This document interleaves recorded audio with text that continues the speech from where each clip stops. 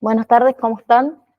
Hoy en día vamos a ver lo que es módulo número 3, ¿sí? Alimentación en la adolescencia, ¿sí? Vamos a comenzar a hablar de ese tema, la alimentación sana durante lo que sería la adolescencia, ¿sí?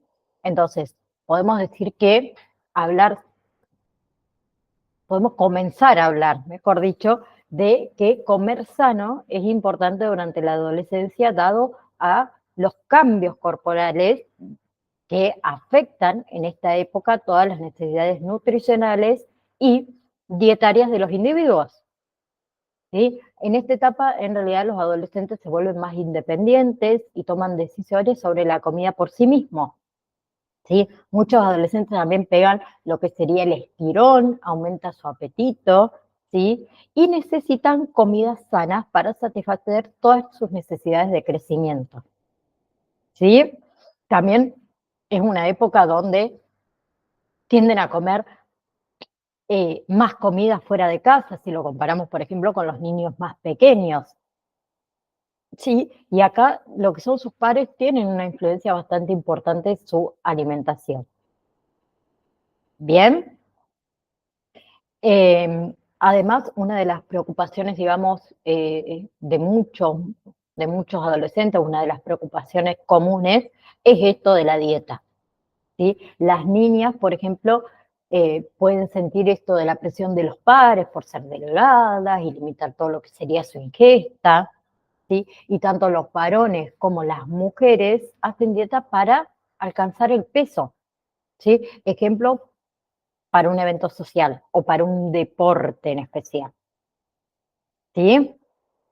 Bien, entonces si hablamos por ahí de consideraciones útiles para cuando uno prepara la comida de los adolescentes, es por ejemplo que organicen, los mismos adolescentes organicen y aprendan por sí mismos, ¿sí? Sobre nutrición, ¿sí? Organicen sus comidas, eh, proporcionarle información, ¿sí? Orientar, digamos, a estos adolescentes sobre alimentación, ¿sí? Alentarlos, apoyarlos en lo que sería su interés en la salud, en la cocina o en la nutrición. También aceptar todas sus sugerencias, ¿sí? Respecto a las comidas que se preparan, ¿sí? Probar por ahí hacer comidas que no pertenezcan a la propia cultura familiar, algo nuevo, algo novedoso, ¿sí? Tener esto de los bocadillos nutritivos a mano. Bien, con mucha frecuencia los adolescentes comen lo que les resulta cómodo comer. Entonces, si hay comidas que no deseamos que ellos coman, directamente no hay que llevarla a casa. Bien, si hablamos también un poquito de las generalidades de la fisiología de los adolescentes o la adolescencia, mejor dicho, es una etapa crucial en el desarrollo humano, ¿sí? Que abarca aproximadamente de los 10 a los 19, 20 años de edad. Durante ese periodo, en sí, los individuos experimentan cambios. Esos cambios son a raíz eh, de de cambios fisiológicos, de cambios hormonales, de cambios psicológicos, que en realidad marcan lo que sería la transición de la niñez a la adultez, ¿sí? Vamos a hablar también de las generalidades de la fisiología de la adolescencia, ¿sí? Si hablamos de lo que son los cambios hormonales, ¿sí? La pubertad marca el comienzo de la adolescencia y se inicia con la activación del eje hipotálamo, hipófisis, gonadal, ¿sí? Las gónadas en las chicas, los ovarios, comienzan a producir estrógeno y en los chicos, los testículos aumentan la producción de testosterona, ¿sí? También podemos hablar de las hormonas de crecimiento, ¿sí? Que aumenta significativamente, contribuyendo a qué? Al crecimiento rápido de estatura, por ejemplo, ¿sí? Excepto en mi caso, porque yo me estanqué. Bueno, sí, crecí rápido, pero yo me acuerdo mucho esto de cuando terminé la primaria,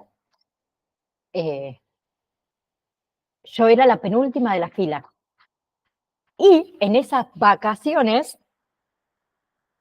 se ve que me estanqué y todos mis compañeros crecieron. Cuando ingreso a la secundaria era la tercera de la fila, o sea, quedé ahí 1,59 m y no crecí más. Me estanqué en mi crecimiento de estatura, ¿sí?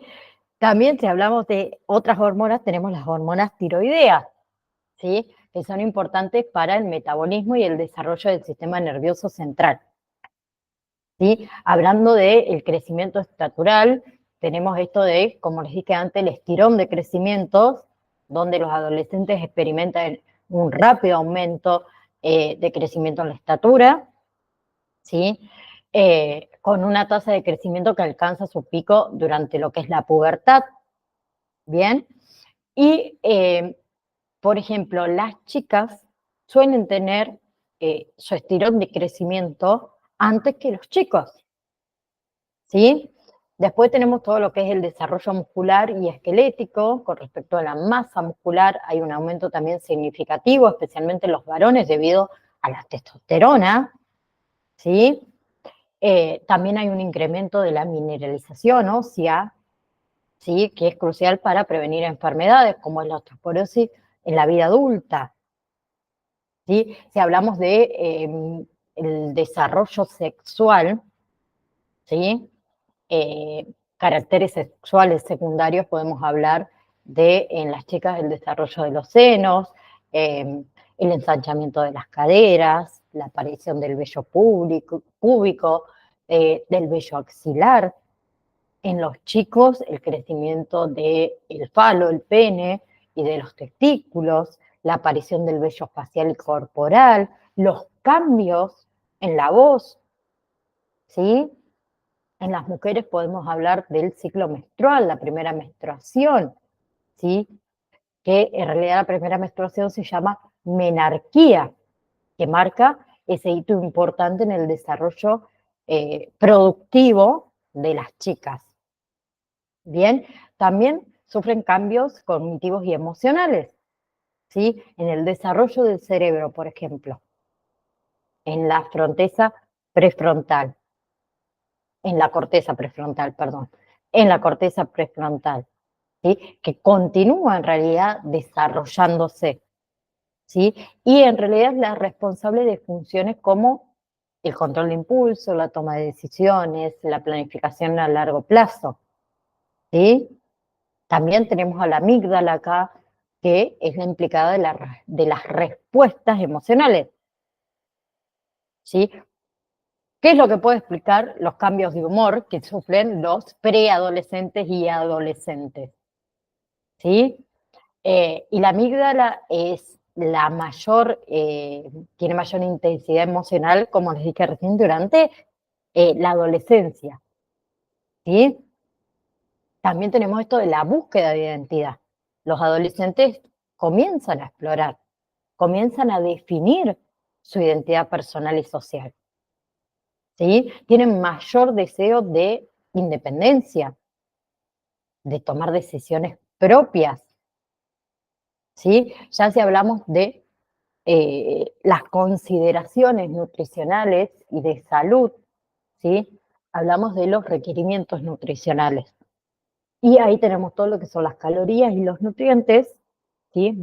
Mayor necesidad de calorías, de proteínas, de calcio, de hierro y de otros nutrientes obviamente esenciales para apoyar lo que sería el crecimiento y el desarrollo, ¿sí? Y tenemos que hablar también acá de los hábitos alimenticios, la importancia de esto, de establecer los hábitos alimenticios saludables. ¿Para qué? Para prevenir problemas de salud, obesidad, anemia, trastornos alimentarios, ¿sí? Más adelante también vamos a ver algunos de estos problemas, ¿sí? Entonces, si hablamos de las necesidades nutricionales, las recomendaciones dietéticas de la Organización Mundial de la Salud para adolescentes se ha establecido en función al peso, a la edad y al sexo, ¿sí? Bien, entonces resumimos un poquito esas recomendaciones, ¿sí? Que en realidad se refiere a diferentes puntos, a lo que es la energía, lo que es las proteínas, las grasas e hidratos de carbono, lo que son los minerales como es el zinc, el calcio, el hierro, todo lo que son las vitaminas, ¿sí? Ahí hablamos de la vitamina A, vitamina D, ácido fólico, la vitamina 12, ¿sí? La piridoxina, vitamina C, B6, perdón, la vitamina B2, riboflavina, ¿sí? Hablamos de la tiamina, la vitamina B1, ¿sí? Y hablamos de la niacina, vitamina B3. Bien, algo también sumamente importante es la actividad física. Ejercicio regular, crucial para el desarrollo muscular, la salud ósea, el bienestar en general, ¿sí? Y podemos hablar también del deporte y la recreación. Promover la socialización, el desarrollo de habilidades físicas y mentales, ¿sí? Bien, un segundito, me dan un segundito que hay regreso.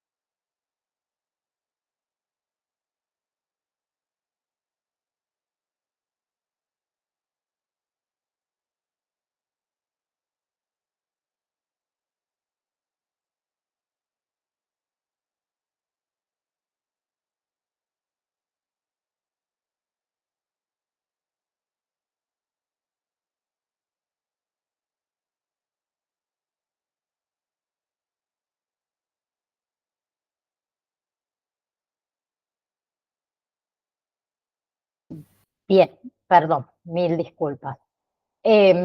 Como les venía diciendo, si nosotros nos ponemos a hablar un poquito de esto de las necesidades nutricionales, y como nombré anteriormente, las recomendaciones en lo referentes a los puntos de estos de que el adolescente necesita proteínas, por ejemplo, ¿sí? Tenemos, por ejemplo, las proteínas de origen animal, que ya estamos, hacemos un pequeño repaso de esto, que hablamos del pescado, por ejemplo, de las carnes magras, ¿sí? Eh, de los huevos, de los productos lácteos, ¿bien? Eh, Luego tenemos todo lo que son proteínas de origen vegetal, ¿sí? Legumbres, cereales, semillas, frutos secos, soja, ¿bien? Después habíamos nombrado también los carbohidratos, ¿sí? O los hidratos de carbono. Habíamos nombrado un poco también lo que sería los minerales como el hierro, ¿sí? En que el hierro es muy, muy beneficioso para lo que sería esto de la adolescencia, para los adolescentes, mejor dicho. Luego también nombramos lo que es el zinc y las vitaminas, ¿sí? Y hablamos también un poco de esto de hacer ejercicio físico o actividad física, ¿sí? Como dije anteriormente, también la adolescencia es una fase de cambios rápidos, de cambios significativos en todas, en realidad, las áreas del desarrollo humano, ¿sí? Con respecto a la energía, ¿sí?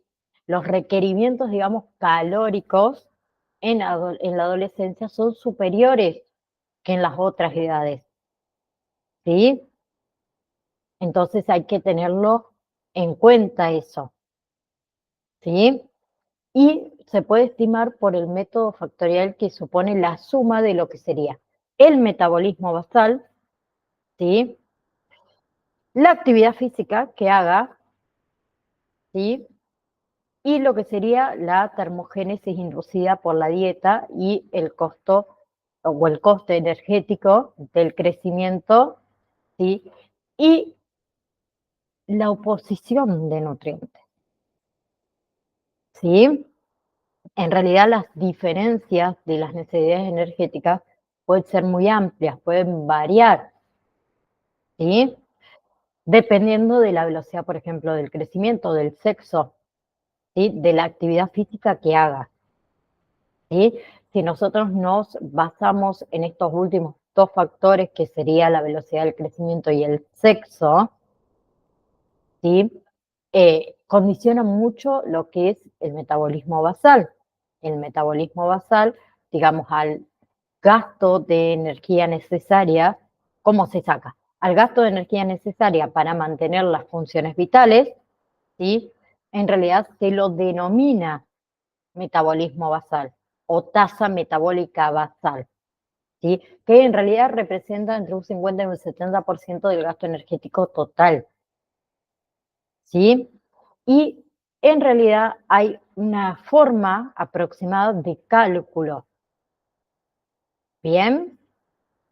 Que eh, la fórmula esa es diferente en hombres y en mujeres, ¿sí?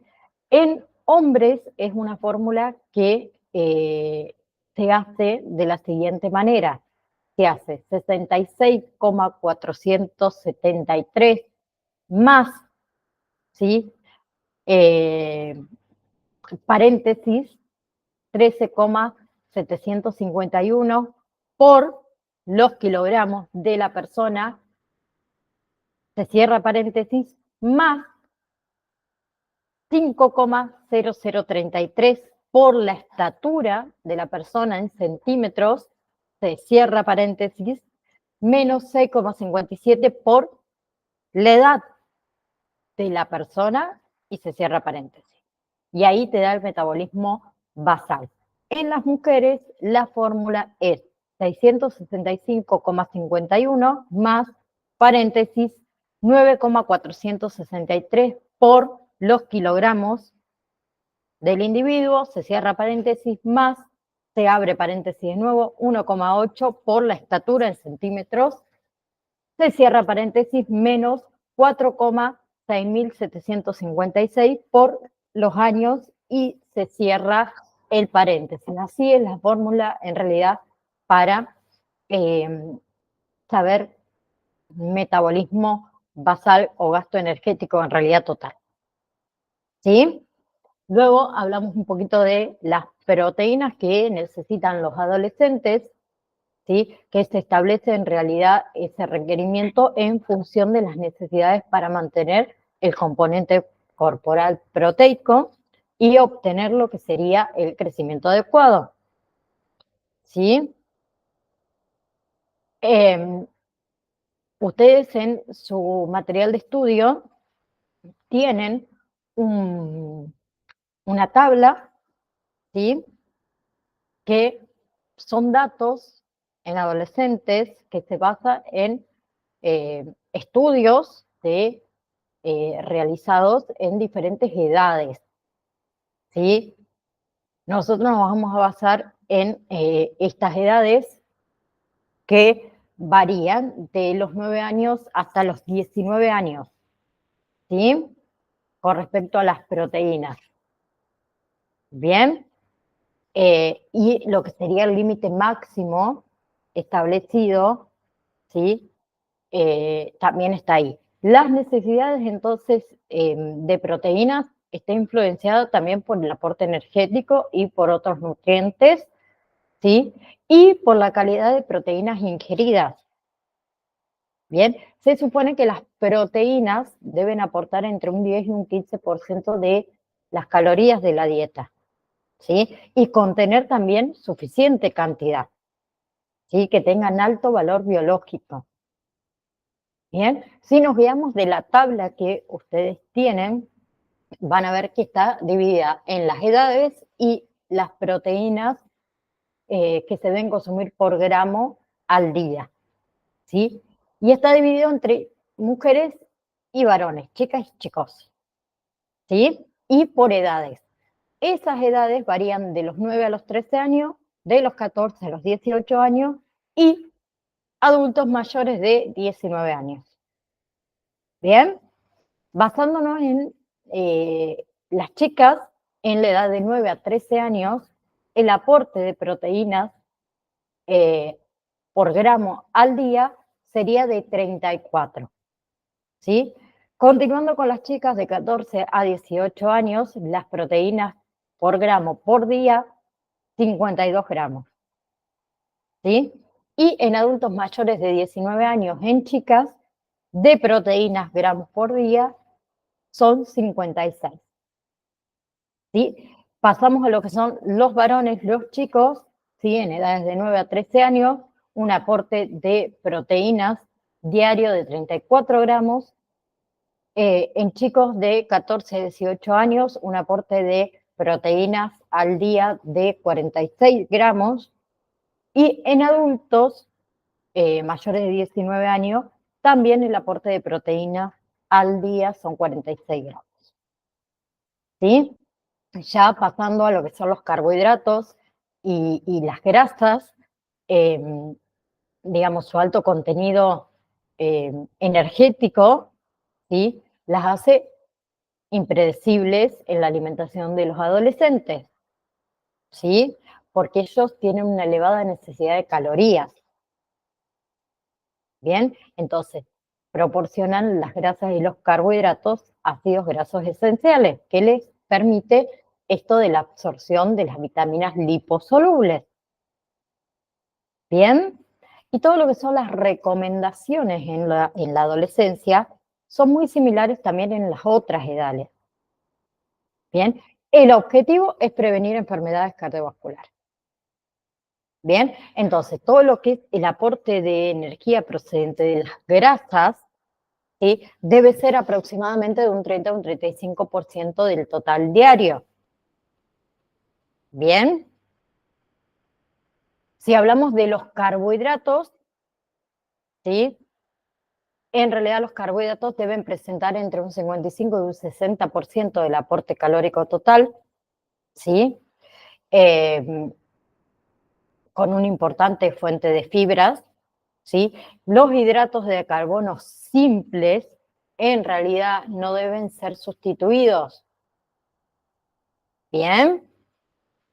Luego, si hablamos de lo que son los minerales, ¿sí? Las necesidades de minerales aumentan en la adolescencia, ¿sí? Hablamos del zinc, hablamos del hierro, hablamos del calcio, que son en especial importantes para el crecimiento. ¿Bien?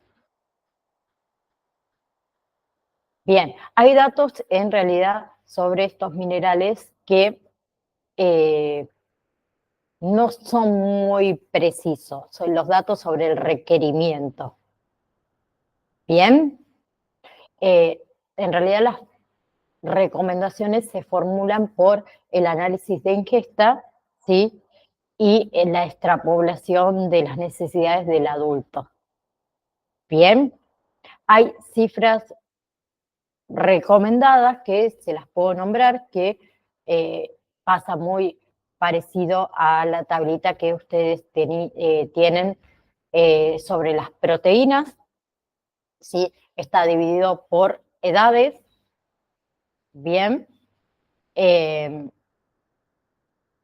y está dividida obviamente por los diferentes minerales, por ejemplo, el hierro en edades de 9 a 13 años, ¿sí? Eh, se recomienda 8 miligramos, ¿sí? Si hablamos de 14 a 18 años, aproximadamente 11 miligramos. Son recomendaciones de algunos minerales, ¿sí? Eh, si hablamos de, por ejemplo, el zinc, ¿sí? De 14 a 18 años, va variando, pero está aproximadamente entre 9 y 10 de zinc. Varía, no hay tablas, digamos, precisas, ¿sí? En realidad, los objetivos nutricionales son conseguir un crecimiento adecuado, ¿sí? Y evitar esto del déficit de nutrientes específicos, ¿sí? Y más que nada esto de consolidar hábitos alimentarios correctos que permitan prevenir los problemas de salud, ¿sí? En épocas posteriores, ¿bien? Que muchos de ellos están influidos por la dieta. Hipercolesterolemia, por ejemplo, hipertensión arterial, osteoporosis, obesidad. Sí, por eso hay que asegurar lo que sería un aporte calórico suficiente, de acuerdo con la edad biológica, de acuerdo con las características físicas, que permitan el crecimiento adecuado, ¿sí? Y mantengan el peso saludable. Bien, pero también hay que evitar sobrecarga calórica en casos de maduración lenta, por ejemplo. ¿Sí?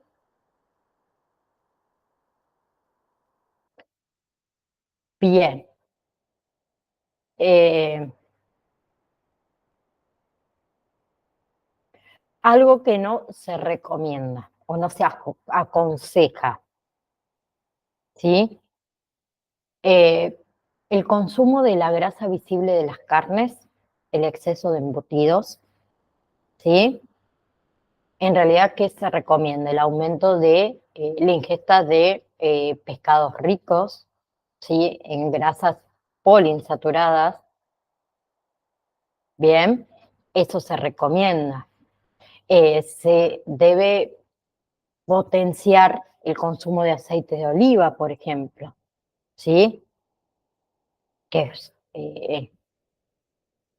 es una fuente de aceites vegetales, ¿sí?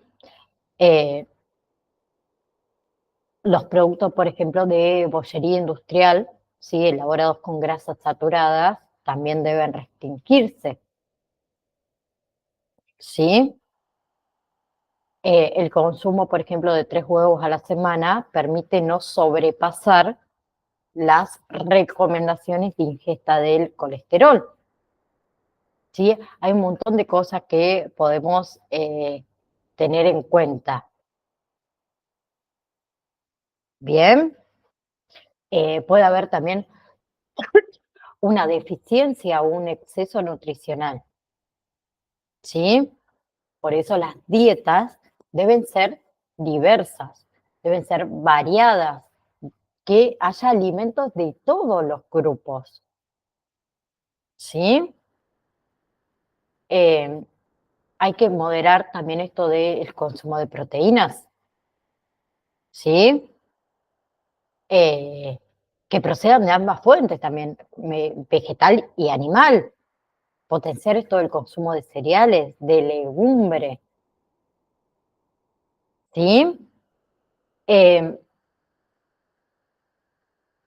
a ver, estoy abriendo lo que sería el campus virtual para no ir perdiéndome.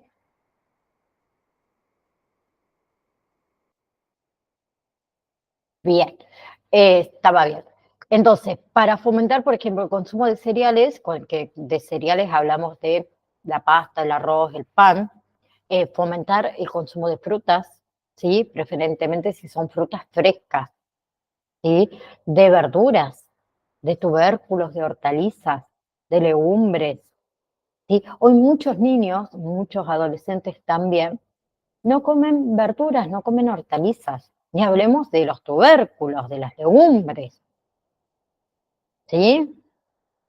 Tienen que evitar el exceso de zumo, de jugos no naturales, ¿sí? Limitar también el consumo de hidratos de carbono simple, que están muy presentes en los productos industrializados dulces, ¿sí? O están añadidos en forma de azúcar. Bien, fomentar esto del consumo de agua, ¿sí? Frente a cualquier otro tipo de bebida y refresco que haya, ¿sí? Hay que procurar, como les dije antes, que la dieta sea variada, ¿sí? Correcto aporte de vitaminas, correcto aporte de ligoelementos, ¿sí?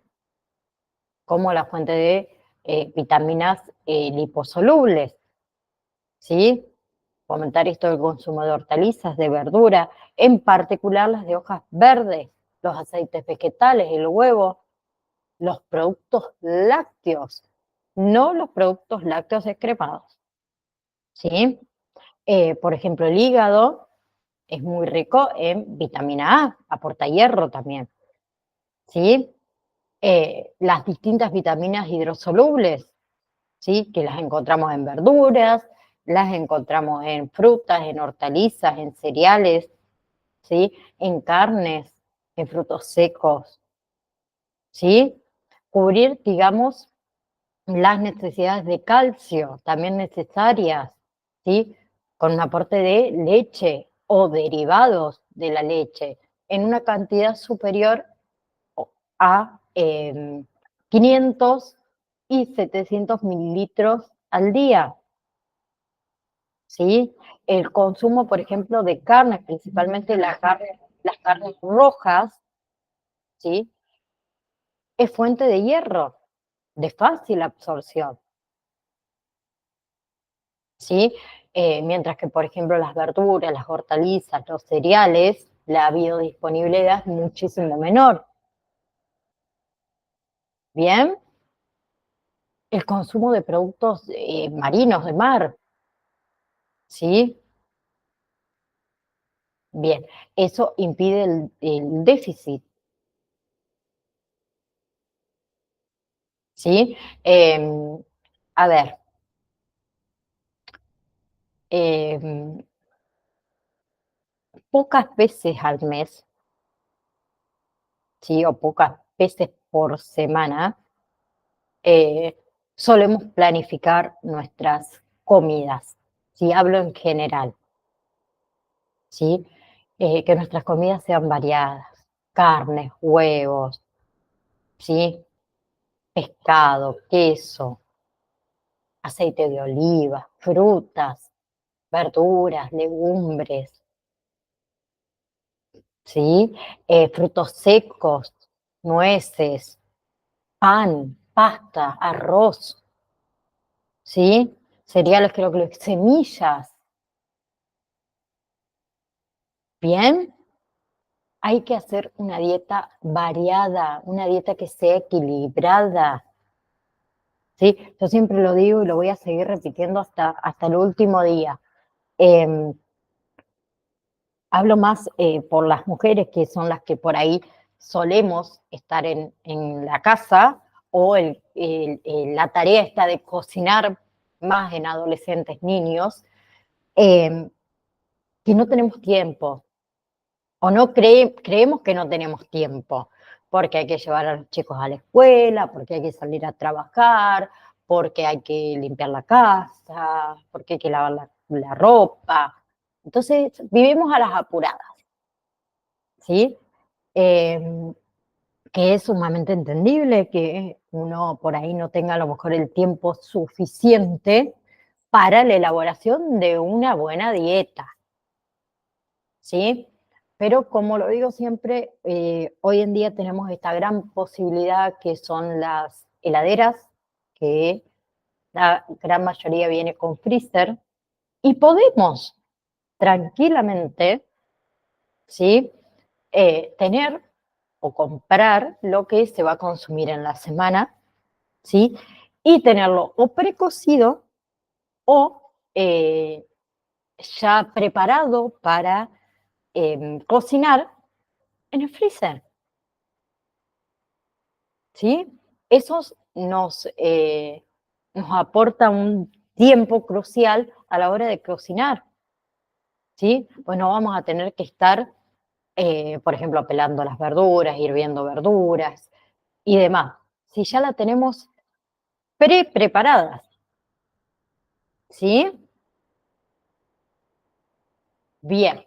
Si hablamos de lo que son los trastornos alimentarios, ¿sí? O los trastornos de la conducta alimentaria, que la pueden encontrar con las siglas TCA, que en sí son enfermedades mentales graves que se relacionan con una conducta alterada respecto a los hábitos alimentarios, ¿sí? Lo que se traduce en comportamientos que van desde comer de manera descontrolada, ¿sí? Hasta la falta de ingesta de comidas. Bien, que afecta principalmente a adolescentes, a mujeres jóvenes, ¿sí? Y en su aparición influyen principalmente factores biológicos y de personalidad, ¿sí? Los trastornos en sí más frecuentes son anorexia y la bulimia nerviosa, el trastorno por atracones, ¿sí? El trastorno evitativo restrictivo de la ingesta alimentaria, ¿sí? La obesidad, el sobrepeso. Bien, entonces si hablamos de trastornos alimentarios, comenzamos con qué es la obesidad, ¿sí? Y el sobrepeso. Bien, la obesidad y los trastornos alimentarios y los trastornos de la ingestión de alimentos son patologías que son muy complejas, ¿sí? Y son muy prevalentes en la adolescencia.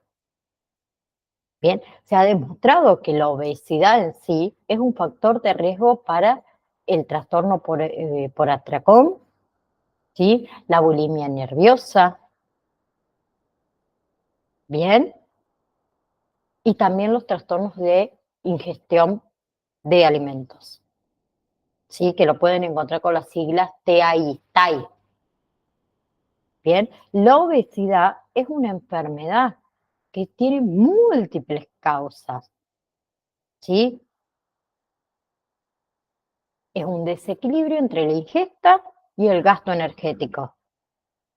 Bien, que influye factores sociales, psiquiátricos, psicológicos, que van a influir en este patrón de ingesta alterado, ¿sí? Y uno de esos patrones es el trastorno de alimentación, ¿sí? Los trastornos de alimentación más frecuentes asociados, por ejemplo, con la obesidad, son los no especificados. El trastorno por atracón, el síndrome del comedor nocturno, eh, la bulimia nerviosa, ¿sí? Entonces, ¿cuáles son, digamos, los distintos tipos de trastornos de la conducta alimentaria?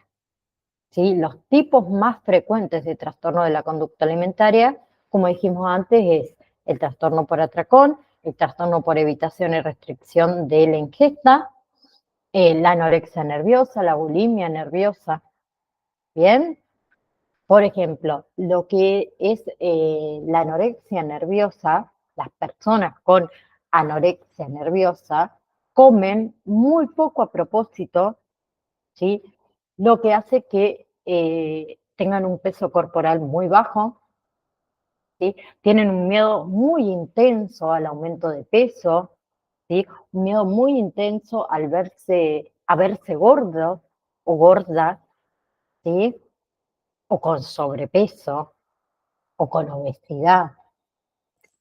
También tienen una imagen corporal, digamos, distorsionada, ¿sí? Donde se ven gordos incluso cuando son delgados, ¿sí? Las personas, a ver, con anorexia nerviosa son muy estrictas, pero muy estrictas sobre qué comen y en qué cantidades, ¿sí? Piensan en alimentos o calorías casi todo el tiempo, podemos decir, ¿sí? Para perder peso, muchas personas con anorexia nerviosa, ¿qué hacen? Ayunan o hacen demasiado ejercicio, ¿sí? Otras pueden usar enemas, laxantes, diuréticos. ¿Bien?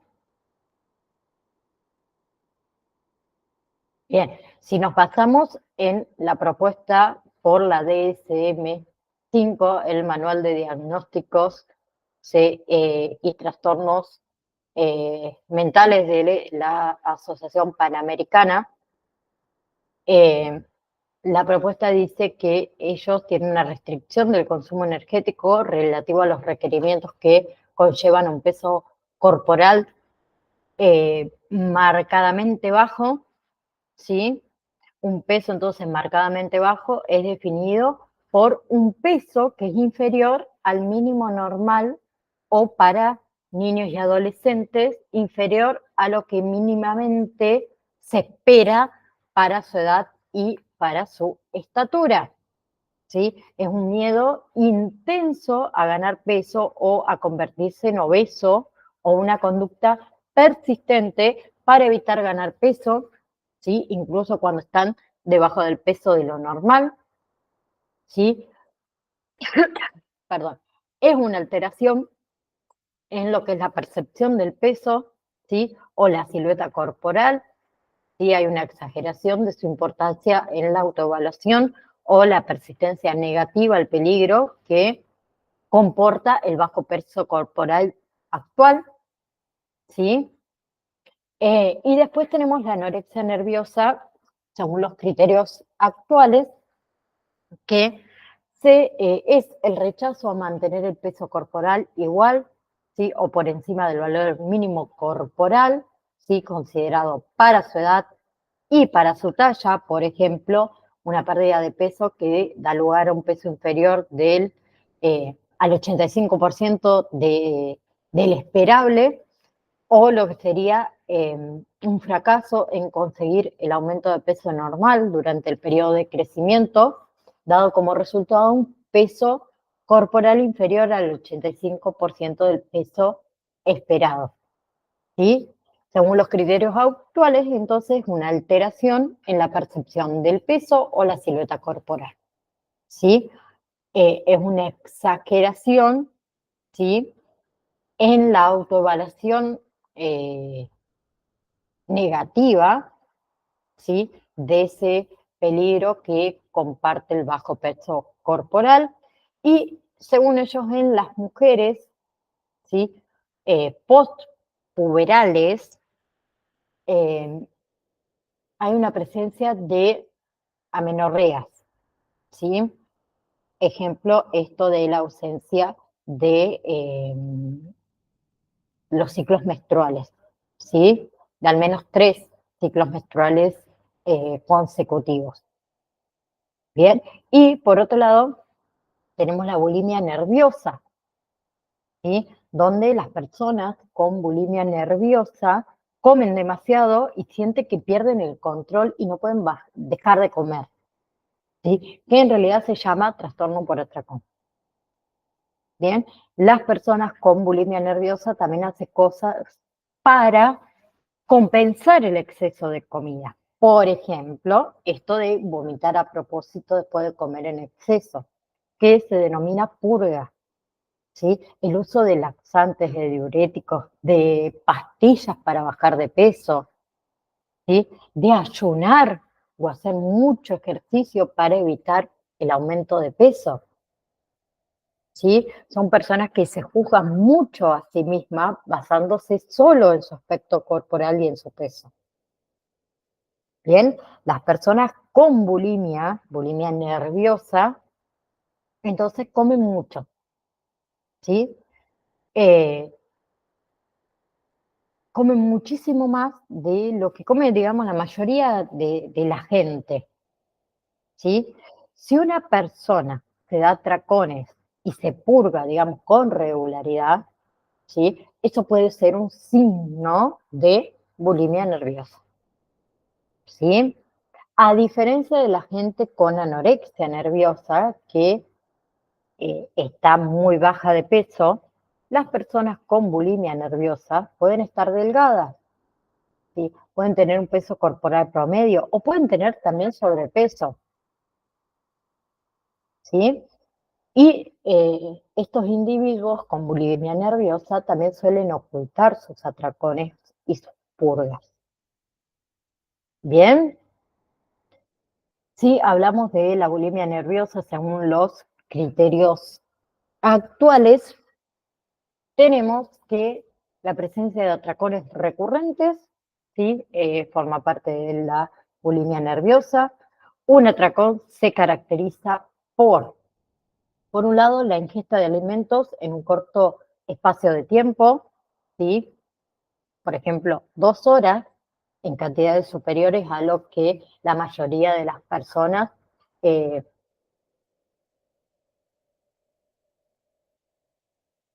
ingerirían, no me salía la palabra, en un periodo de tiempo similar, ¿sí? Y en las mismas circunstancias. Y la segunda es la sensación de pérdida de control sobre la ingesta de alimentos, ¿sí?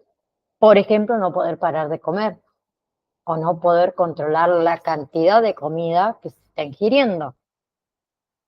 Bien. Otro criterio son las conductas compensatorias inapropiadas, ¿sí? De manera repetida, con el fin de no ganar peso, ¿sí? Como la provocación del vómito, ¿sí? El uso de enemas, laxantes, diuréticos o fármacos, o cualquier otro fármaco, mejor dicho, ¿sí? El ayuno, el hacer ejercicio excesivo, ¿sí? Estas dos propuestas son exactamente las mismas propuestas que hace el DSM-5. Bien, también los atracones y las conductas compensatorias inapropiadas tienen lugar como promedio al menos 2 veces a la semana durante un periodo de 3 meses. Bien,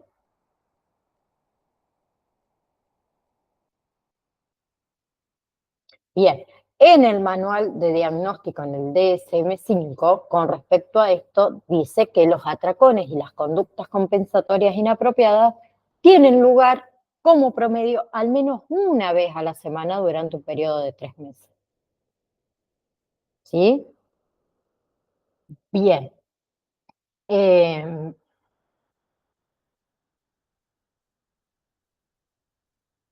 Próxima clase vemos, seguimos con eh, este tema, ¿sí? Los distintos trastornos de la conducta alimentaria, vemos el trastorno por atracón, ¿sí? Les mando un fuerte abrazo a cada uno de ustedes y si Dios quiere nos estamos viendo el próximo viernes a las 15 horas. Que tengan un hermoso fin de semana.